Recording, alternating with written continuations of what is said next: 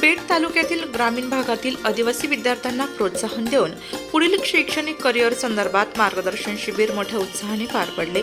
यामध्ये इयत्ता 10वी व 12वी परीक्षेत यश संपादन केलेल्या गुणवंत विद्यार्थ्यांचा मान्यवरांच्या हस्ते प्रशस्तीपत्र व ट्रॉफी देऊन सन्मान करण्यात आला।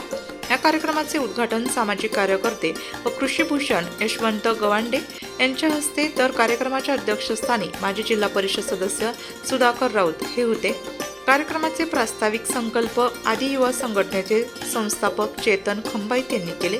करिअर मार्गदर्शन शिबिरासाठी प्रमुख मार्गदर्शन बीडकर महाविद्यालयाचे प्राचार्य डॉक्टर नरेंद्र पाटील, आदिवासी बचाव अभियानाचे केंद्रीय अध्यक्ष प्राचार्य अशोक बागुल महाले, ISI अकॅडमीचे नाशिकचे संचालक केशव महाले, वैद्यकीय अधिकारी डॉक्टर जगदीश चौरे, शिक्षक संघटनेचे मनोहर ठोपले, सामाजिक कार्यकर्ते संतोष रेहेरे, माजी उपसभापती महेश टोपले यांनी केले।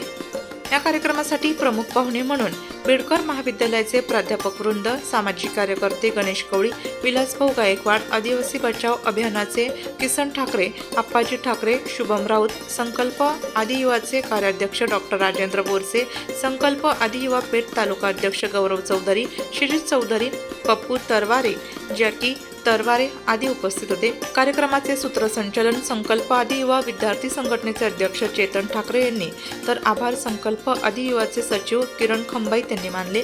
कार्यक्रम यशस्वीरित्या पार पाडण्यासाठी संकल्प आदि युवा पेठ तालुका टीमचे राहुल चौधरी, मनोहर खंबाईत, दिनेश उगडे, मॉन्टी खंबाईत, रविराज खंबाईत आदींनी मेहनत घेतली, तर मोलाचे सहकार्य मनपा नाशिक शिक्षक संघटनेचे पदाधिकारी मधुकर आवारी सर, सामाजिक कार्यकर्ते सुरेश खंबाईत व सुनील भैया गांगुर्डे यांनी केले।